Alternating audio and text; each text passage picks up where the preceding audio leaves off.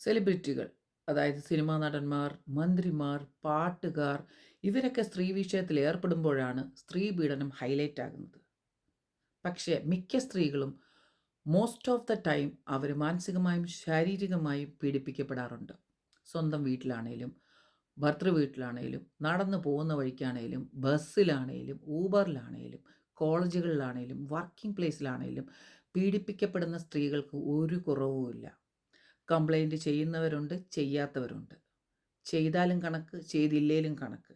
പക്ഷേ ഇങ്ങനൊരു കേസ് വരുമ്പം എല്ലാവരും പറയും, നിയമം സ്ത്രീകളുടെ കൂടെയാണ്, എന്ത് ചെയ്താലും സപ്പോർട്ട് സ്ത്രീകൾക്കാണെന്ന് പറയും. പക്ഷേ അത്രയ്ക്ക് സപ്പോർട്ടുണ്ടെങ്കിൽ ഇതുപോലെ ദിനം പ്രതി പീഡനം കൂടുകയില്ല. ആ സപ്പോർട്ടിൻ്റെയും പീഡിപ്പിക്കപ്പെടുന്ന ആളിന് കിട്ടുന്ന ശിക്ഷയുടെയും വിശേഷം കൊണ്ടാണ് പീഡനം കൂടുന്നത്.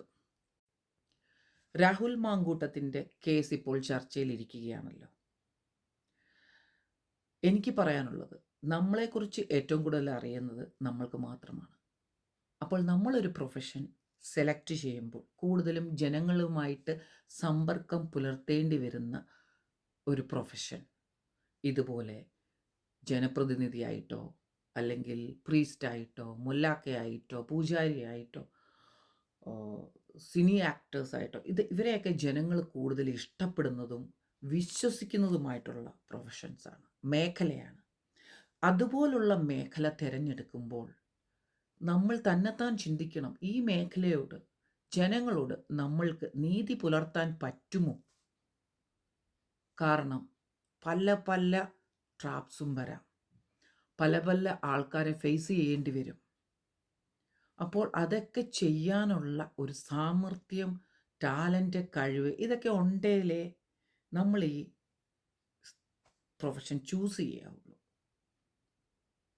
ഇല്ലെങ്കിൽ ഇതുപോലെ നാറേണ്ടി വരും. നമ്മൾ മാത്രമേ ഉള്ളെങ്കിൽ കുഴപ്പമില്ല.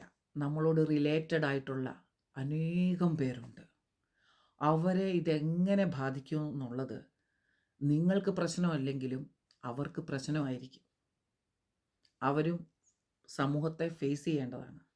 സെലിബ്രിറ്റികൾക്ക് നാണവും മാനവും ഇല്ല എന്നുള്ളതൊരു വസ്തുതയാണെങ്കിലും അവരുമായിട്ട് ബന്ധമുള്ള എല്ലാവർക്കും നാണവും മാനവും അന്തസ്സും അഭിമാനവും എല്ലാം ഉണ്ടായിരിക്കും. അതുകൊണ്ട് ഇതുപോലെയുള്ള സ്ഥാനമാനങ്ങളിൽ ഇരിക്കുന്നവർ ഇതുപോലുള്ള പരിപാടികൾ ചെയ്യുമ്പോൾ 100 വട്ടം ആലോചിക്കുക.